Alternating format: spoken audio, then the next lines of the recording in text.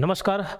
आज के इस सेशन में हम पंचायतों का विघटन पढ़ने वाला है। पंचायत का विघटन पढ़ेंगे और ध्यान रखना ये एचआर पब्लिकेशन की सीरीज हम कवर कर रहे हैं। इसमें ये चैप्टर नंबर 8 है, इसी में ही विघटन दिया हुआ है। हालांकि ये सब धारा बहुत पहले के हैं, विघटन बहुत बाद की धारा है, धारा 87, लेकिन चूंकि क्रम अनुसार दिया हुआ है तो हम उसको पढ़ लेते हैं। इसके लिए मैं अलग से लेक्चर, ये जो शुरुआत का टॉपिक था पंचायतों का कार्यकाल, इसको तो हमने एक लेक्चर में कंप्लीट कर लिया। और जो पंचायत का विघटन है ये एक अलग ही टॉपिक है धारा 87 के तहत। तो आज हम इसको कवर करेंगे, पंचायतों का विघटन, पंचायत का विघटन। ठीक क्या होता है सब समझेंगे आराम से, धीरे धीरे। पंचायत का विघटन थोड़ा छोटा टॉपिक है, 10-15 मिनट का टॉपिक है, बट इस लेक्चर को मैं आधे घंटे तक खींचूंगा। और आधे घंटे खींचने का कारण ये है कि हम पूरा 132 धारा को याद करने का संकल्प लिए हुए हैं। पूरा 132 धारा याद रहेगा आपको, ठीक। तो आज पुराने जो धारा पढ़े हैं उनको मैं रिवाइज करा दूंगा और एक बढ़िया चार्ट बनाकर आपको बता दूंगा। तो एटलीस्ट हम 20-30 धारा आज के सेशन में याद कर लेंगे, पुराना और नया मिलकर बहुत ही आसानी से 30-40 धारा हम आज याद कर लेंगे। चलिए, पंचायतों का विघटन। विघटन का अर्थ क्या है? पंचायत का विघटन, विघटन का मतलब है खत्म कर देना, उसको डिसॉल्व कर देना, किसी चीज को खत्म कर देना, डिसॉल्व कर देना। मतलब मान के चलो मैं क्लास ले रहा हूं, भैया आज से ये क्लास विघटित हो गई, मतलब ये बैच खत्म हो गया। ये जो बैच 40-50 लोग बैठे हैं समझ लो ये विघटित हो गई, मतलब डिसॉल्व हो गया, आपसे कल से तुम लोग नहीं दिखोगे। ये विघटित करना है, डिसॉल्व करना कहलाता है। तो ध्यान रखना, सबसे पहला बात आप क्या याद रखोगे? सबसे पहला बात आप याद रखोगे ये पंचायत का विघटन कौन सी धारा में दिया हुआ है? धारा 87। क्या? धारा 87 में दिया हुआ है, इसको याद रखना। क्या? धारा 87 में दिया हुआ है। तो धारा 87 के साथ हम एक धारा 88 भी, छोटी सी धारा, उसको लास्ट में पढ़ लेंगे। बट पंचायत का विघटन कौन सी धारा में दिया हुआ है? धारा 87 में दिया हुआ है। पहली बात आपको याद रखनी है। दूसरी बात क्या याद रखना है कि ये पंचायत का विघटन करने का पावर किसके पास है, किसके द्वारा किया जाता है, ये शक्ति किसके पास है और ये किसके द्वारा किया जाता है? तो बाई दो लोगों के द्वारा किया जाता है। एक राज्य सरकार के द्वारा, मतलब पंचायत को विघटित करने का पावर किसके पास है? एक राज्य सरकार के पास है, और दूसरा संचालक पंचायत के पास है। किसके पास है? संचालक पंचायत के पास है। तो ये दो बातें आपको याद रखनी है कि पंचायत का विघटन मतलब वो पूरा पंचायत के जितने पदाधिकारी उनके पद को समाप्त कर दिए, उन लोग को समाप्त कर दिए, ठीक है, वो बैच पूरा खत्म हो गया, डिसॉल्व हो गया। अब नई व्यवस्था लेकर आएंगे। और ये कौन सी धारा में दिया हुआ है? धारा 87 में। ठीक, किन लोगों के पास पंचायत को विघटित करने की शक्ति है? राज्य सरकार और संचालक पंचायत के पास। ठीक है, किसके पास? राज्य सरकार या संचालक पंचायत के पास। तो इसी को हम जो किताब में लिखा है उसको पढ़ते हैं। व्यतिक्रम, शक्तियों के दुरुपयोग आदि के लिए पंचायतों को विघटित करने की राज्य सरकार की शक्ति। ये प्रावधान कहाँ पे है? छत्तीसगढ़ पंचायती राज अधिनियम 1993 की धारा 87 के तहत है। तो ये पॉइंट आपको याद रखना है। किसके द्वारा किया जाएगा? तो मैं बताया राज्य सरकार या विहित प्राधिकारी, और विहित प्राधिकारी कौन है इस केस में? संचालक पंचायत। तो राज्य सरकार या संचालक पंचायत के पास ये पावर है कि ये पंचायतों को विघटित कर सकती है। कौन से पंचायतों? जो तीनों स्तर पर पंचायत है, चाहे वो ग्राम पंचायत हो या जनपद पंचायत हो, जिला पंचायत के समस्त पदाधिकारियों को हटाने में विघटित करने की शक्ति संचालक पंचायत के पास होगा या फिर राज्य सरकार के पास। समझ आई बात? अब समझो कारण क्या हो सकते हैं। मान के चलिए मैं किसी को जॉब में रखा हूं, अब उसको मैं जॉब से क्यों हटाऊंगा? क्या क्या कारण हो सकते हैं? तो या तो भाई अपना जो उसका काम है वो काम नहीं कर रहा होगा, मेरे आदेशों का पालन नहीं कर रहा होगा, अपनी शक्ति का दुरुपयोग कर रहा होगा जो उसको पावर मिले। मान के चलो मैं किसी अपने टेलीकॉलर का रखा हूँ कि भैया स्टूडेंट लोग से बात करना है, उसका इंक्वायरी को आपको देखना है। अब आपने कोई कॉल लगाया, ये थोड़ा सा चल नहीं रहा है, अरे नहीं चल रहा तो भाड़ में जाओ, ऐसे कोई बोल दिया, यानी कि अपनी शक्ति का दुरुपयोग कर रहे हैं। तो उस स्थिति में इसको जॉब से निकाला जा सकता है। तो कुल मिला के काम नहीं किए, निर्देशों को, आदेशों को नहीं माने, अपनी शक्तियों को दुरुपयोग किए, अपनी शक्ति के अपने कार्य क्षेत्र के बाहर जाकर काम करने लग गए। भैया उनका काम था कि योगेश साहब क्लासेस के डिपार्टमेंट को संभालना है, वो बाजू और कोई वर्मा है क्लासेस है उसका भी डिपार्टमेंट संभाल ले रहे हैं, तो दिक्कत है। तो यही सब कारण है।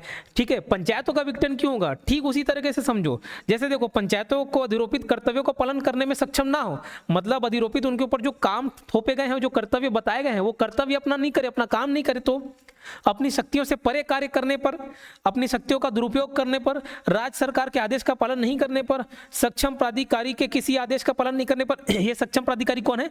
जो राज्य सरकार डिसाइड करेगी, राज्य सरकार जिनको पावर दी गई है, जो विहित प्राधिकारी डिसाइड किए गए हैं, उनके किसी आदेश का पालन नहीं करने पर पंचायत का विघटन कर दिया जाता है। समझ आई बात।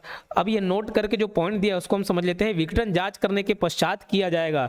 ऐसा नहीं कि मूड किया, मन किया, अरे यार यहाँ ये जो पंचायत है ना, ग्राम पंचायत फलाना गांव में, यहाँ जो ग्राम पंचायत है यहाँ के पदाधिकारी मजा नहीं आ रहा है, इनका शक्ल देखने का मन नहीं करता है, फोन उठाए चलो तुम लोग कल से मत आना, ऐसा विघटित नहीं किया जाता है। पहले जांच होती है कि वो कौन सा काम नहीं कर रहे हैं, क्या दुरुपयोग कर रहे हैं, ठीक है। तो ध्यान रखना, विघटन जांच करने के पश्चात किया जाएगा। और जैसे कि जांच करने पर लगा कि ये पंचायत अपना काम नहीं कर रही है, शक्तियों का दुरुपयोग कर रही है, अपने सीमा से बाहर जाकर काम कर रही है, तो उनको विघटित कर दिया जाएगा। लेकिन उससे पहले उन सभी पदाधिकारियों को मौका दिया जाएगा कि आप अपना स्पष्टीकरण दे, ठीक है। तो अगर जांच किया जाता है और जांच में कुछ गलत पाया जाता है, ये सब कारण पाए जाते हैं, तो ध्यान रखना उनको शो कॉज नोटिस जारी होता है, कारण बताओ नोटिस जारी होता है। क्या जारी होता है? कारण बताओ नोटिस जारी होता है। और उस नोटिस में बताया जाता है, बोला जाता है कि भैया आप इतने दिन के भीतर जवाब दें कि आपने ये क्यों किया, कारण बताओ, है ना। सपोज जो भी बताया X डेज के भीतर आप कारण बताइए, ठीक। तो ध्यान देना, अब 3 स्तर के पंचायत है, ग्राम पंचायत, जनपद पंचायत, जिला पंचायत। तो इनके हेड को लेटर जाता है। जैसे ग्राम पंचायत का हेड कौन हो गया? सरपंच हो गया। जनपद पंचायत का हेड कौन हो गया? जनपद पंचायत का अध्यक्ष हो गया। और जिला पंचायत के केस में कौन हो गया? तो जिला पंचायत अध्यक्ष हो गया। तो ये कारण बताओ नोटिस किनको किनको जाएगा? ग्राम पंचायत, जीपी लिख रहा हूं, ग्राम पंचायत के केस में सरपंच को ये नोटिस जाएगा। जेपी जनपद पंचायत के केस में जनपद पंचायत के अध्यक्ष को ये नोटिस जाएगा।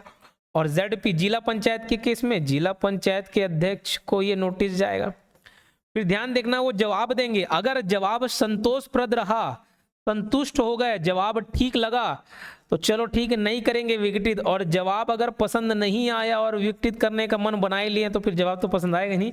जवाब पसंद नहीं आया तो विघटित कर दिया जाएगा। तो वही लिखा, विघटन आदेश तब तक पारित नहीं किया जाएगा जब तक पंचायत को अपना स्पष्टीकरण देने के लिए युक्त अवसर ना दिया गया हो। तो वही है, कारण बताओ नोटिस जारी करेंगे, उसमें जवाब मांगा जाएगा। अगर जवाब संतोषप्रद रहा तो ठीक है, नहीं तो फिर हटा देंगे।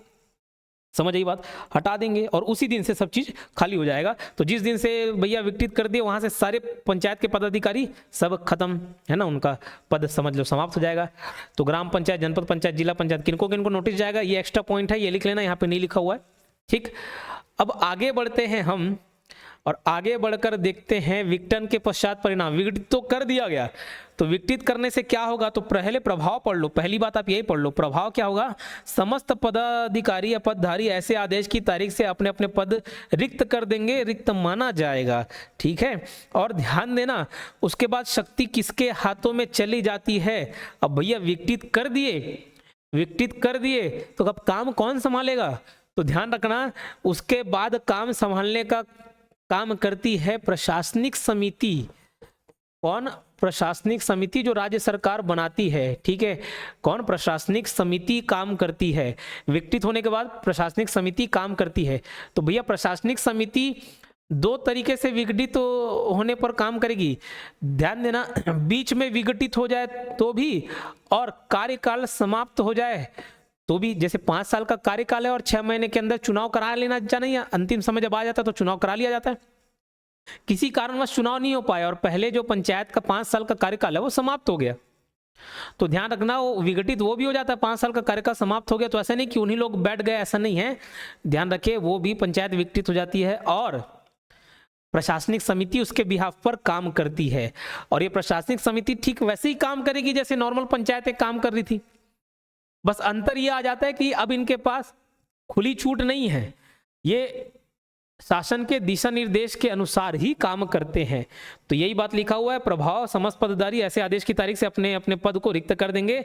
पंचायत की समस्त शक्तियां तथा उसके कर्तव्यों का पालन ऐसे व्यक्ति या व्यक्तियों की ऐसी समिति द्वारा, जिसको ऐसी समिति मतलब प्रशासनिक समिति है, और ऐसे व्यक्ति जो समिति के अंतर्गत आते हैं उनके द्वारा किया जाएगा, जिसे राज्य सरकार या विविध प्राधिकारी नियुक्त करेगा।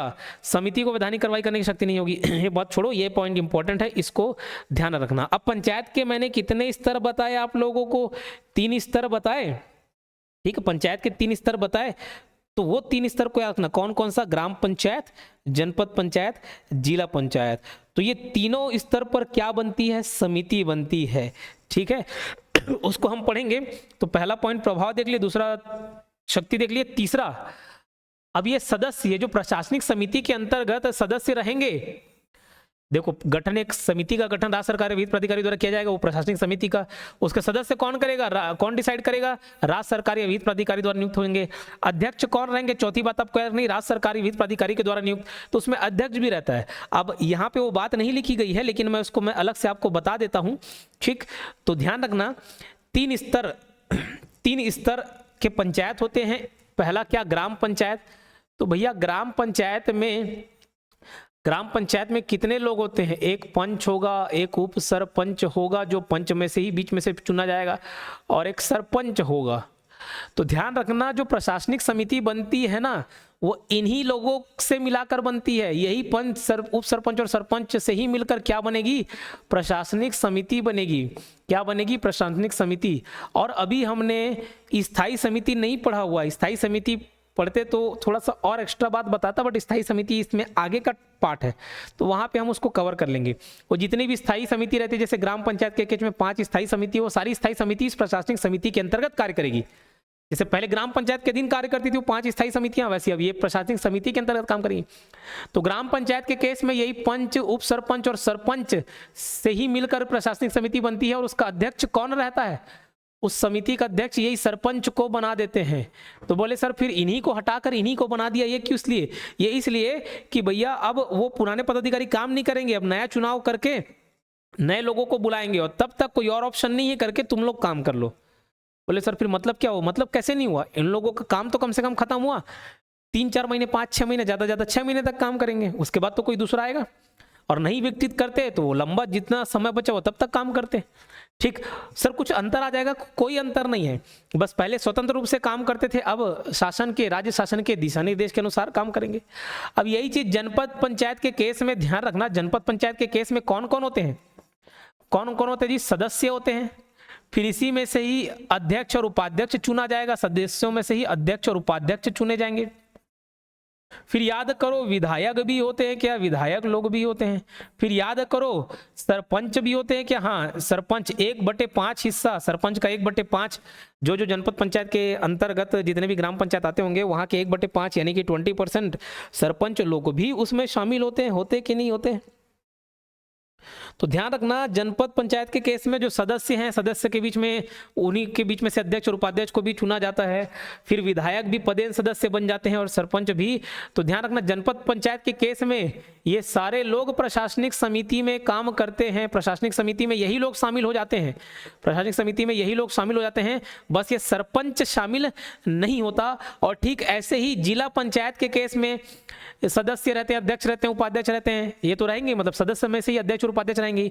फिर और पदेन सदस्य में सांसद विधायक लोग भी आ जाते हैं, और जनपद पंचायत के अध्यक्ष भी आते हैं। तो ध्यान रखना, जिला पंचायत के केस में सभी के सभी प्रशासनिक समिति में शामिल होंगे, बस जो जनपद पंचायत का अध्यक्ष है वो शामिल नहीं होगा, जनपद पंचायत का अध्यक्ष शामिल नहीं होगा। यहाँ सब शामिल हो जाते हैं, यहाँ पे सरपंच शामिल नहीं होता, यहाँ जनपद पंचायत का अध्यक्ष शामिल नहीं होता। तो प्रशासनिक समिति में भी कौन कौन लोग आते हैं इसको मैं बता दिया, ये किताब में नहीं दिया हुआ, इसको आप नोट डाउन कर लेंगे, इसको अलग से आपको पढ़ना है। ठीक, अब ध्यान देना, अगर पूछा जाए ये प्रशासनिक समिति का कार्यकाल कितने समय तक रहेगा, तो मैक्सिमम 6 मंथ, अधिकतम 6 महीने के लिए ही काम करेंगी। क्यों? क्योंकि विघटित हो गया तो 6 महीने के अंदर चुनाव कराना जरूरी है। तो 1 महीना भी हो सकता है, 2 महीना भी, 3 महीना है, लेकिन 6 महीने के अंदर चुनाव करा ही लिया जाना चाहिए। तो मैक्सिमम इनका कार्यकाल कितने महीने के लिए हो गया, 6 महीने के लिए हो गया। ये जो प्रशासनिक समिति है, इसके अब इसका अगर कुछ सम्मेलन होगा तो उसकी अध्यक्षता कौन करेगा, तो वही इसके हेड लोग करेंगे, हेड मतलब सरपंच, और वो नहीं रहा तो उप सरपंच। यहाँ पे इस प्रशासनिक समिति, जनपद पंचायत के केस में प्रशासनिक समिति का अध्यक्षता कौन करेगा, जनपद पंचायत का अध्यक्ष करेगा, वो नहीं रहेगा तो उपाध्यक्ष करेगा।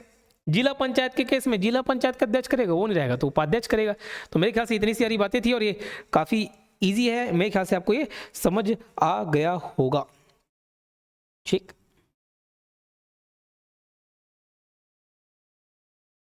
चलिए, एक एक्स्ट्रा बात है आप याद रखेंगे, उससे पहले हम यहाँ पे पढ़ लेते हैं इनकी अवधि कितनी, अधिकतम 6 माह या समिति पंचायत की शेष अवधि तक कार्य नहीं करेगी, बल्कि विघटन के 6 महीने के भीतर पंचायत का पुनर्गठन किया जाएगा, जो मैं बता दिया।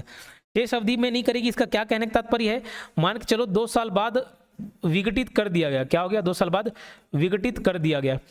अब रिमेनिंग शेष कितना है, देखो शेष कितना है, 3 साल।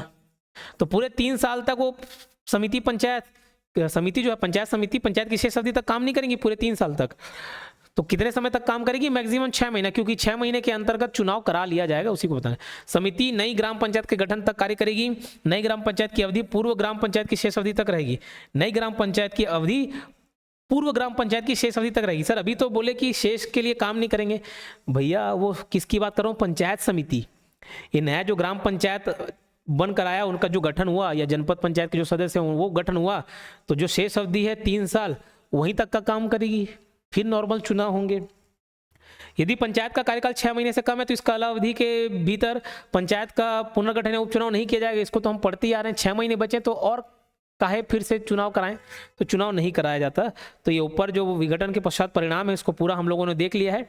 पंचायतों को विघटित करने संबंधी प्राधिकृत अधिकारी कौन कौन है, शुरुआत में ही देख लिए। विघटित करने की शक्ति किसके पास होती है, राज्य सरकार या संचालक पंचायत। ग्राम पंचायत के केस में भी राज्य सरकार या संचालक पंचायत, जनपद पंचायत के केस में भी राज्य सरकार या संचालक पंचायत, जिला पंचायत के केस में भी राज्य सरकार कर सकती है, राज्य सरकार द्वारा प्राधिकृत व्यक्ति कर सकती है, या संचालक पंचायत, मतलब राज्य सरकार कर सकती है, संचालक पंचायत कर सकती है। इस बात को आप ध्यान रखेंगे, ठीक। राज्य सरकार द्वारा जनपद पंचायत का विघटन, तो वो ऊपर ग्राम पंचायत और जनपद पंचायत अलग अलग कर दिए। कार्य को संपादन राज्य सरकार एक समिति को नियुक्त करेगी, जैसे प्रशासनिक समिति, ऊपर में ग्राम पंचायत बताया, मैं सब लाइन से बता दिया, प्रशासनिक समिति बताया ना, तो ठीक वैसी है। नवगठित जनपद पंचायत की अवधि तक कार्य करेगा, ना कि शेष कार्यकाल के लिए। शक्ति, समिति को वैधानिक कार्रवाई करने की शक्ति नहीं होगी। समिति के सदस्य अध्यक्ष राज्य सरकार द्वारा नियुक्त होंगे, ना कि निर्वाचित होंगे, ठीक है। ये सब तो हम लोग ऊपर भी देख लिए, जनपद जिला ग्राम तीनों का एक साथ देख लिए, तो ये वाला टॉपिक खत्म हो गया। लेकिन देखो हमने धारा 87 पढ़ा, और ये पूछे गए प्रश्न, ये तो आपके लिए मैं छोड़ देता हूँ होमवर्क, मेरा काम अभी थ्योरी पढ़ाने का है, लेकिन अगर आप बोलेंगे एमसीक्यूज कराना है तो बाद में हम लोग एमसीक्यूज पर भी ध्यान दे देंगे, एमसीक्यूज भी करा देंगे। तो धारा 87 हमने देख लिया। धारा 87 हम पढ़े पंचायतों का विघटन, है ना। धारा 87 हम लोग पढ़े पंचायतों का विघटन। तो जब धारा 87 पढ़ लिए तो लाइन से यहाँ पे धारा 88 को भी हम याद कर लेते हैं, धारा 88 को भी याद कर लेते हैं। उसके बाद हम आज कम से कम 25 से 30 धारा याद कर लेंगे, और ये आपके एकदम फिंगर टिप पे होगा। कुछ पुराने लेक्चर में उम्मीद करता हूँ देखे होंगे, जैसे अविश्वास प्रस्ताव देखे होंगे, उसमें मैं धारा याद कराया हूँ, और नहीं याद है तो भी कोई बात नहीं, हम लाइन से इसको याद कर ही लेंगे, ठीक है। तो धारा 87 हमने देखा पंचायतों का विघटन, वैसी धारा 88 है पंचायतों के कार्यकलापों की जांच। तो थोड़ा सा रिलेटेड टर्म्स है, पंचायतों के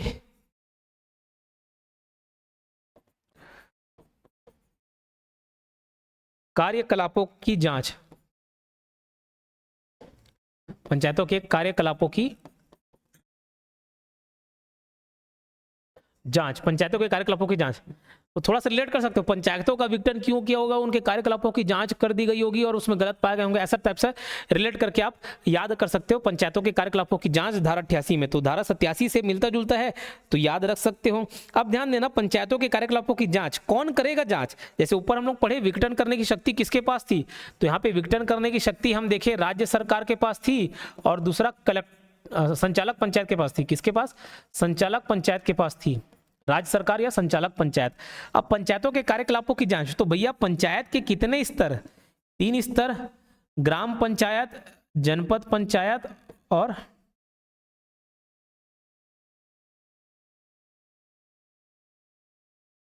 कौन सी पंचायत है, जिला पंचायत, ठीक। तो हम क्या पढ़ रहे हैं, धारा 88 पढ़ रहे हैं, जिसमें क्या देख रहे हैं, पंचायतों के कार्यकलापों की जांच, मतलब वो जो क्या क्या काम कर रहे हैं उनका इन्वेस्टिगेशन, उनका जांच कौन कर सकता है। तो 3 स्तर के पंचायत है, ग्राम पंचायत, जनपद पंचायत, जिला पंचायत। ध्यान रखना, ग्राम पंचायत हो, जनपद पंचायत हो, जिला पंचायत हो, तीनों के केस में इनकी जांच कौन कर सकती है, राज्य सरकार द्वारा प्राधिकृत व्यक्ति, या राज्य सरकार बोल सकते हो, या राज्य सरकार द्वारा प्राधिकृत व्यक्ति। तो RS लिख दिया, यानी कि राज्य सरकार, राज्य सरकार, राज्य सरकार, लेकिन ध्यान देना एक एक्स्ट्रा पॉइंट, जनपद पंचायत जिला पंचायत में एक ही व्यक्ति करता है, कौन? राज्य सरकार या उसके द्वारा प्राधिकृत कोई व्यक्ति। ग्राम पंचायत के केस में एक पॉइंट और एक्स्ट्रा है, क्योंकि ग्राम पंचायत थोड़ा छोटा स्तर हो जाता है, ठीक, सबसे निचला स्तर तो वही है ग्राम पंचायत का।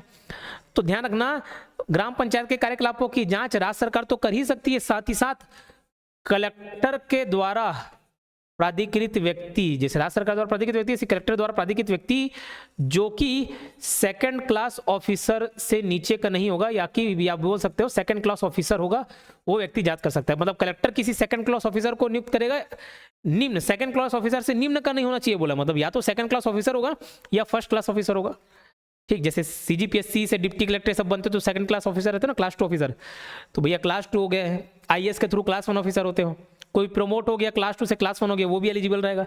तो कलेक्टर किसी सेकंड क्लास ऑफिसर या उससे ऊपर के अधिकारी को नियुक्त कर देगा और बोलेगा कि भैया आप जांच करें। बाकी जनपद जिला के केस में ऐसा कुछ भी नहीं है।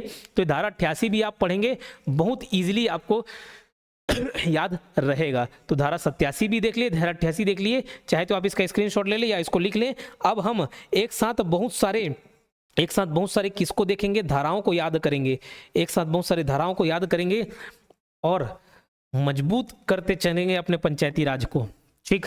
चलिए, आज हमने क्या क्या याद किया, धारा 87 और धारा 88, ये दो धारा तो हमने अभी याद कर लिया। धारा 87 क्या है, विघटन, पंचायतों का विघटन, और ये कार्यकलापों की जांच, कार्यकलापों की जांच। अभी एकदम ट्रिक के माध्यम से याद कराऊंगा, पूरा याद हो जाएगा। उसके बाद ध्यान दो, ये दो धारा तो इधर हो गए। अविश्वास प्रस्ताव, अविश्वास प्रस्ताव,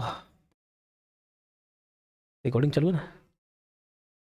अविश्वास प्रस्ताव याद करो, 7 के पहाड़े में था, धारा 21, धारा 21, फिर धारा 28 और धारा 35।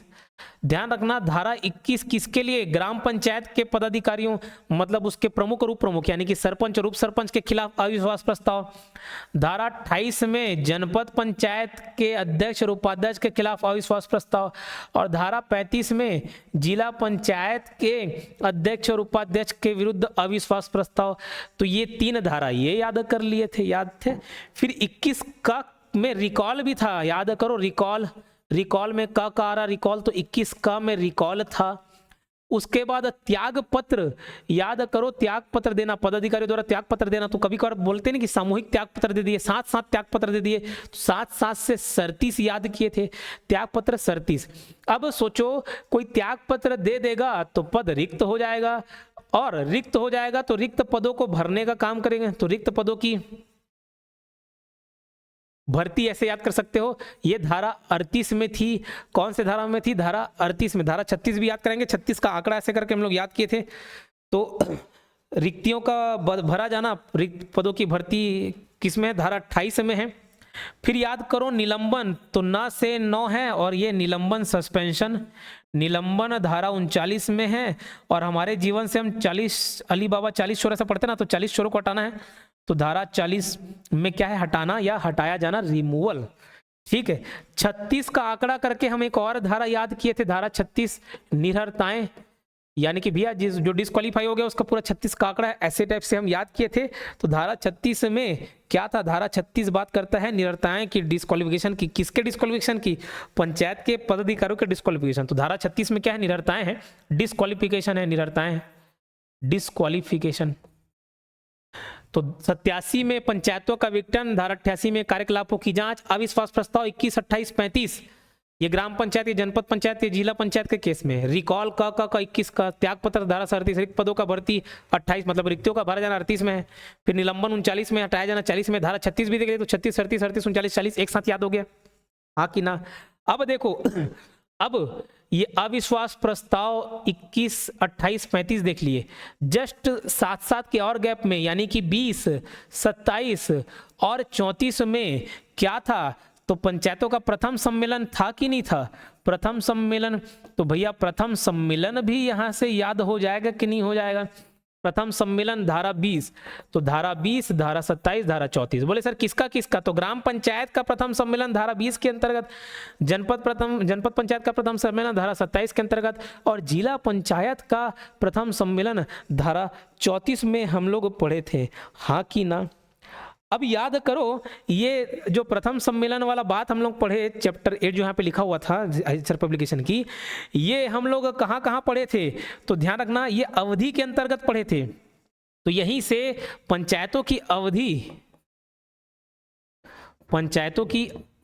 को आप पढ़े थे 243E में या धारा 9 में। तो धारा 9 में पंचायतों की अवधि थी, धारा 9 में पंचायतों की अवधि थी, और ये पंचायतों की अवधि कहाँ से गिना जाता था? प्रथम सम्मेलन से।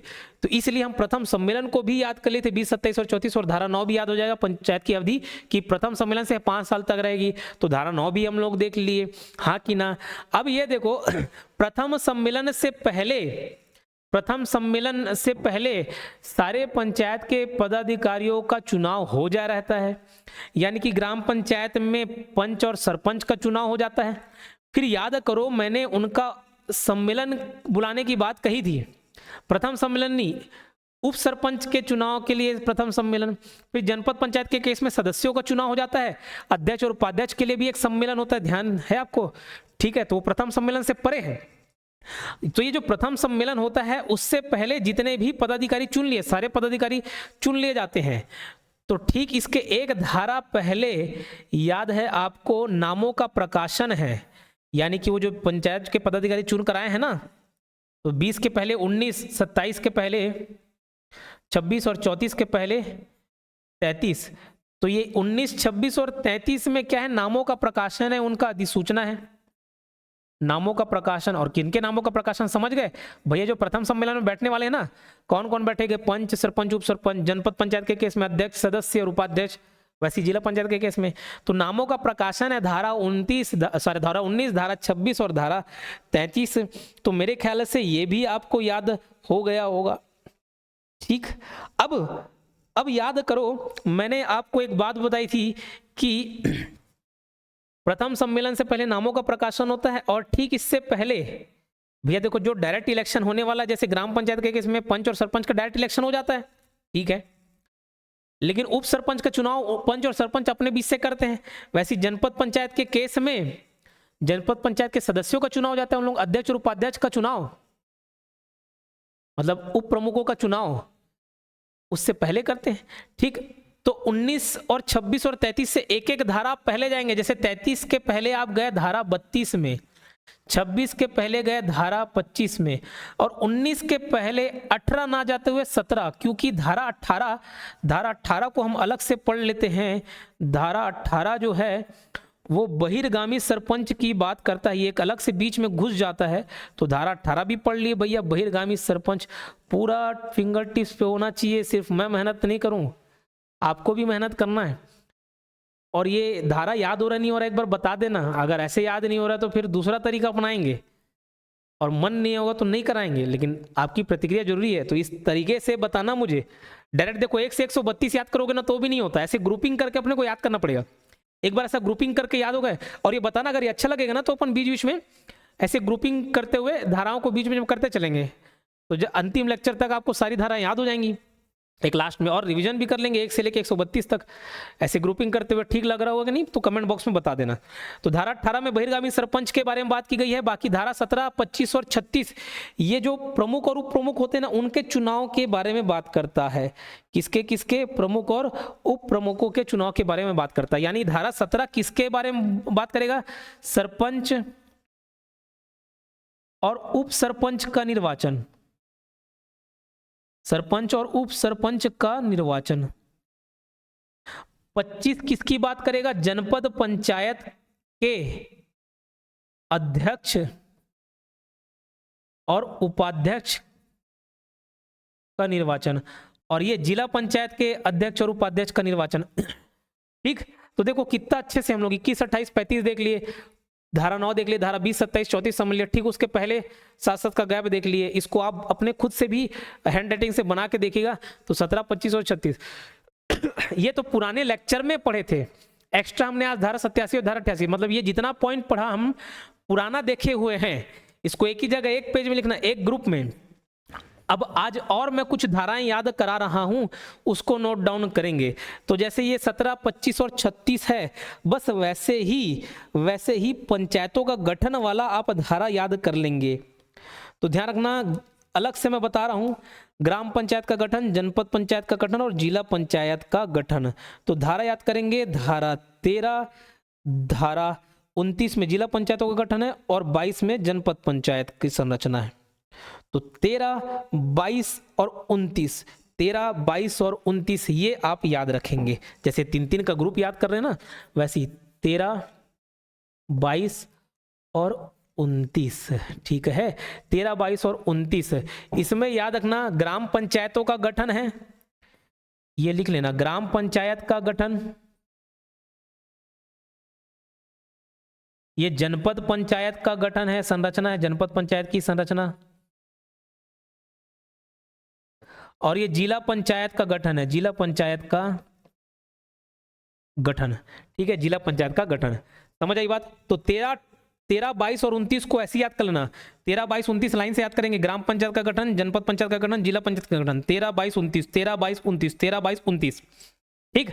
अब यहां से जैसे हम लोग इसको आगे पीछे करके एक एक ठोक याद कर लेनी, बस इसको भी एक एक आगे पीछे करके याद कर लेंगे।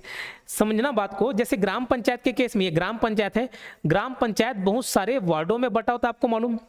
ये अलग अलग निर्वाचन क्षेत्रों में बटा होता है, जिसको हम लोग क्या बोलते हैं, वार्ड बोलते हैं। लेकिन यही चीज अगर जनपद पंचायत का क्षेत्र है ना, तो अलग अलग वार्डों में बटा हुआ ना बोल के उसके निर्वाचन क्षेत्र को निर्वाचन क्षेत्र ही बोलते हैं। क्या बोलते हैं? निर्वाचन क्षेत्र ही बोलते हैं। तो ध्यान देना, ये पंचायतों का गठन तो हम लोग देख लिए।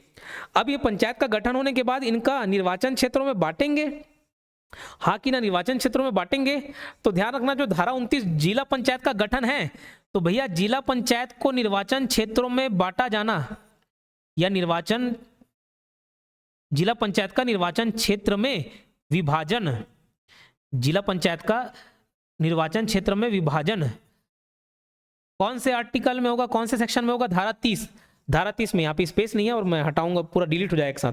धारा 30 में निर्वाचन क्षेत्र में विभाजन है, 29 में जिला पंचायत का गठन हो गया, ठीक। अगले आर्टिकल में निर्वाचन क्षेत्र में विभाजन हो जाएगा जिला पंचायत का, ठीक है। धारा 28 के बाद क्या होगा? धारा 28 के बाद, सॉरी ये 22 है, सॉरी 28 नहीं है, 22 है। धारा 22 के बाद क्या था? धारा 23 है। धारा 23 में देखो निर्वाचन क्षेत्रों का विभाजन किसका? जनपद पंचायत का। और बस एक डिफरेंस, धारा 13 के बाद धारा 14 ना करके ना, ये जो ग्राम पंचायतों का वार्डों में विभाजन है, वार्डों में विभाजन, ये धारा 13 के बाद 14 ना करके पीछे चले जाता है, धारा 12 में। धारा 12 ऐसे पूरा ग्रुपिंग करते हुए आपको याद करते चलना है, ठीक। तो मेरे ख्याल से ये याद हो गया होगा। मैं साइड हट रहा हूं, आप चाहे तो स्क्रीनशॉट ले लें, लेकिन बोलते बोलते आप लिख लेंगे वही बेहतर है। मेरा राइटिंग तो समझने योग्य रहता नहीं है, आप ही शिकायत करते हैं, ठीक। ये स्क्रीनशॉट ले लिए, ये देख लिए, इतने सारे धाराएं याद होने चाहिए। देखो 1, 2, ठीक है, फिर 3, 4, 5, 6, 7, 8, 9, 10, 11, 12, 13, 14, 15, 16, देन 17, 18, 19, 20, 21, 22, 23, 24, 25, 26, 27, 28, 28 धारा आपको याद हो गए, 28 धारा याद हो गए। और भी कुछ याद कर लेते हैं, और भी कुछ धारा याद कर लेते हैं। नहीं, इसी में, चलो उसको अलग से लिख लेना, मैं और अलग से आपको शुरुआत के भी कुछ धाराएं बता देता हूं, ये भी याद हो जाएंगे। 28 याद कर लेना, 28 के बाद अभी और भी 7-8 धारा याद कराता हूं, 35-36 धारा याद हो जाएंगे। तो ध्यान रखना, ग्राम जो पंचायती राज है, पंचायती राज अलग अलग अध्यायों में बटा हुआ है। किसमें? अलग अलग अध्याय में बटा हुआ है। तो अध्याय 1 के अंतर्गत धारा 1 से 2 के बीच धाराएं हैं, ठीक है। कितने धारा? 1 है, धारा 2 है। तो ध्यान रखेंगे, अध्याय 1 का नाम प्रारंभिक है। अध्याय 1 का नाम क्या है? प्रारंभिक है। और इसमें धारा 1 और धारा 2 बहुत आसान है याद करना।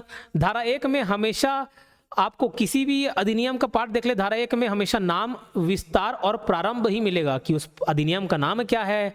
पंचायती राज छत्तीसगढ़ पंचायती राज अधिनियम 1993, विस्तार पूरे छत्तीसगढ़ में लागू है, कब से लागू है, तो नाम, विस्तार और प्रारंभ, यही चीज हमको दिया रहता है। धारा 1 में हमेशा यही चीज आपको मिलेगा। धारा 2 में परिभाषा है। धारा 2 में क्या है? परिभाषा। जैसे भैया उसमें शब्द आ गया ग्राम सभा, ग्राम पंचायत, तो ये कौन होंगे, उसकी परिभाषा किस में दी रहती है? धारा 2 में दी रहती है। अब इसके अध्याय 1 के बाद अध्याय 2 आता है। क्या आता है? अध्याय 2। अध्याय 2 में धारा 3 से लेके धारा 7 तक है। धारा 3 से लेके धारा 7 तक है। और ये अध्याय 2 किसके बारे में है? ग्राम सभा के बारे में। किसके बारे में? ग्राम सभा के बारे में। धारा 3 से लेके धारा 7 तक। इसके लिए कोड है अम्मा सम्मा। बोले सर ये क्या कोड है? यही अच्छा कोड है, अम्मा सम्मा। ग्राम सभा में अम्मा सम्मा करके याद कर लेना, बहुत आसानी से आपको ये पूरा धारा याद रह जाएगा। जैसे अम्मा सम्मा में अ से अधिसूचना, अ से क्या है? अधिसूचना। तो ग्राम सभा की अधिसूचना कौन जारी करता है भैया? अधिसूचना। अब क्या है वो तो ग्राम सभा, पहला ही लेक्चर इसका रिकॉर्ड किया था ग्राम सभा का, तो ग्राम सभा में पूरा बता दिया। तो ये आपको धारा 3 में क्या मिलेगा? धारा 3 में अम्मा सम्मा करके याद रखना, जो जैसा याद हो जाए। कोई ग्रुपिंग करके याद कर लिए, किसी को डायरेक्ट याद कर लिए, किसी को रट लिए, किसी का कोड बना लिए, जैसा हो, लेकिन हम पूरा 132 धारा याद करेंगे। अम्मा सम्मा। धारा 3 में क्या है? ग्राम सभा की अधिसूचना। फिर धारा 4, धारा 4, तो ये आ से अधिसूचना है, ये कीवर्ड को याद करते चलेंगे। म से रखना मतदाता सूची, ग्राम की मतदाता सूची है ना, ये ग्राम सभा की अधिसूचना ना करके ग्राम की अधिसूचना है ना, ग्राम के संबंध की अधिसूचना। फिर धारा 3 याद रखना, मतदाता सूची है ना, क्या? मतदाता सूची। ठीक है, मतदाता सूची, इसको लिख लेना। ग्राम के संबंध में अधिसूचना, ग्राम के संबंध में अधिसूचना, ग्राम की मतदाता सूची। हर ग्राम की एक मतदाता सूची होगा बोला, जो किनसे मिलकर बनी होंगी, जो वहीं का प्रॉपर निवासी और 18 साल का हो गया होगा। तो म से रखना ग्राम की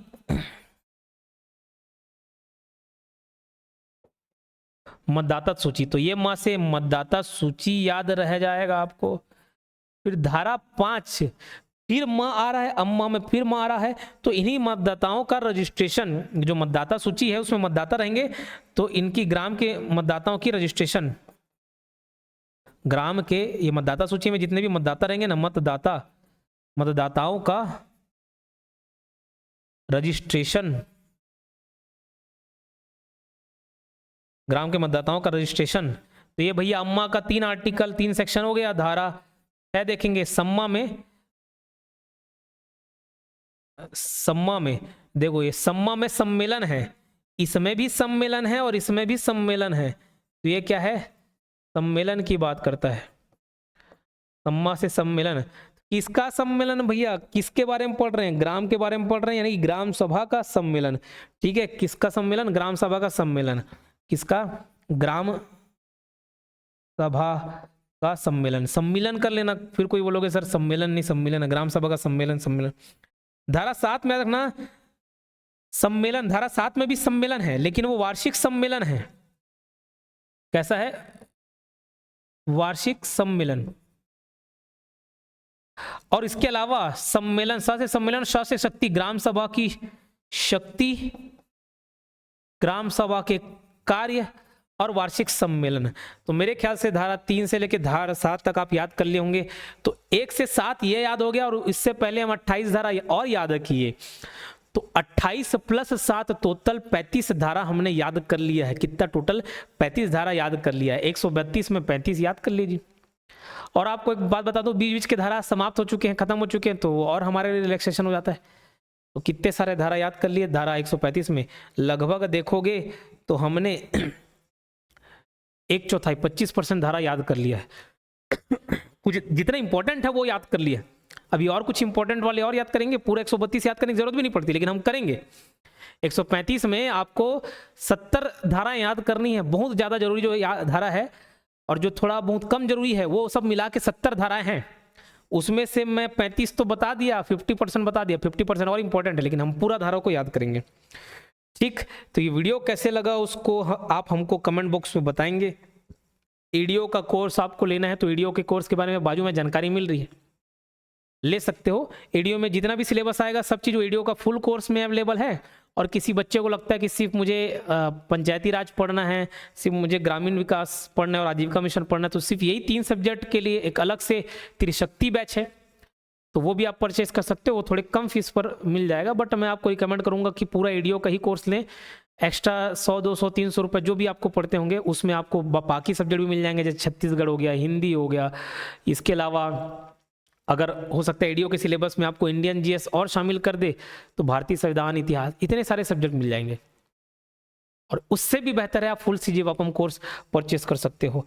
तो कोर्स परचेस करने के लिए आपके पास 2 ऑप्शन है, या तो आप एप्लीकेशन से डायरेक्ट कोर्स परचेस कर सकते हैं या 8770123687 इस नंबर पर कांटेक्ट करके भी कोर्स परचेस कर सकते हैं। मिलते हैं नेक्स्ट वीडियो में, धन्यवाद।